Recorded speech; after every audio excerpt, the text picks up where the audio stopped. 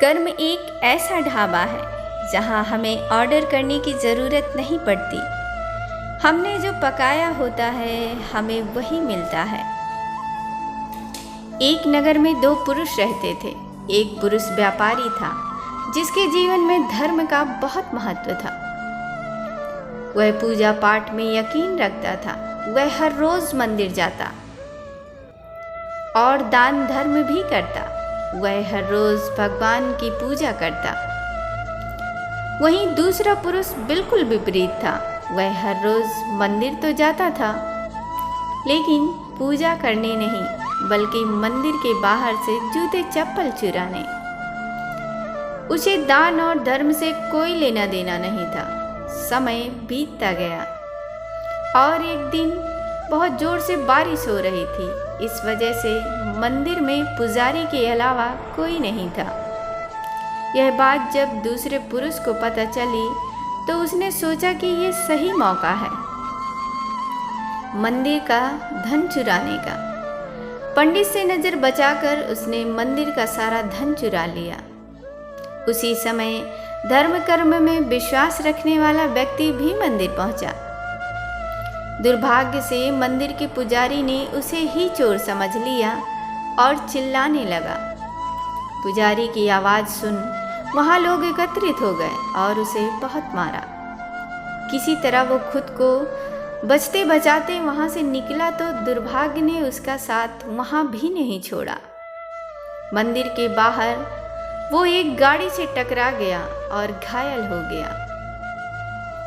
फिर वो व्यापारी लंगड़ाते हुए घर जाने लगा तो रास्ते में उसकी मुलाकात उस पुरुष से हुई जिसने मंदिर से धन चुराया था।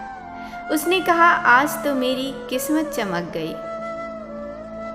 एक साथ इतना सारा धन मिल गया। ये सब देखकर भले पुरुष को बहुत बुरा लगा और उसने अपने घर से भगवान की सारी तस्वीरें निकाल दी।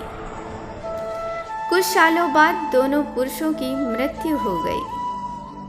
मरने के बाद जब दोनों पुरुष यमराज के पास पहुंचे और भले पुरुष ने दूसरे पुरुष को देखा तो उसे बहुत बुरा लगा। उसने क्रोधित होकर यमराज से पूछ ही लिया, मैं तो हमेशा अच्छे कर्म करता था, दान में विश्वास रखता था। इसके बदले जीवन भर मुझे अपमान और दर्द ही मिला। इस व्यक्ति ने हमेशा बुरे कर्म किए फिर भी इसे नोटों से भरी पोटली, आखिर ऐसा भेदभाव क्यों? इस पर यमराज ने कहा, पुत्र तुम गलत समझ रहे हो। जिस दिन तुम्हारी गाड़ी से टक्कर हुई थी वो दिन तुम्हारे जीवन का आखिरी दिन था, परंतु तुम्हारे अच्छे कर्मों की वजह से तुम्हारी मौत सिर्फ एक छोटी सी चोट में बदल गई। तुम इस दुष्ट व्यक्ति के बारे में जानना चाहते हो?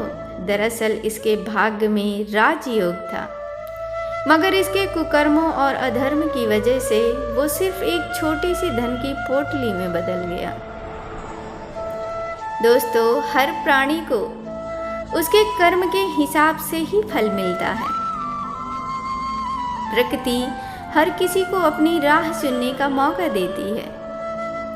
अब वो मनुष्य की इच्छा पर निर्भर करता है कि वो उसे धर्म की राह चुननी है या अधर्म की। ऐसा सोचना कि भगवान तुम्हारे कर्मों को नजरअंदाज कर रहे हैं, ये बिल्कुल भी सत्य नहीं है। भगवान हमें कब क्या किस रूप में दे रहा है मनुष्य को समझ में नहीं आता। इसीलिए अपने अच्छे कर्मों को बदलना नहीं चाहिए, क्योंकि उसका फल हमें इसी जीवन में ही मिलता है। फिर मिलेंगे अगले वीडियो में, तब तक के लिए नमस्कार।